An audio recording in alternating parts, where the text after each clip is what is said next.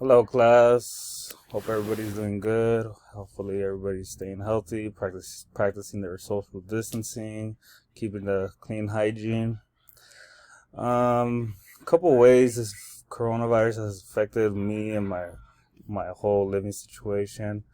I'm a I'm a private contractor, so pretty much all my events got canceled.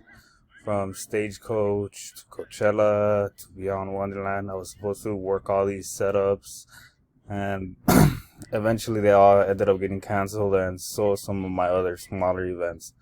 So the COVID-19 is very serious. I hope everybody can follow and practice what the government is telling us to do, which is social distance, wash your hands, do all that good stuff. Because I'm trying to get rid of this as soon as possible. I'm trying to work and I'm trying to make my money back.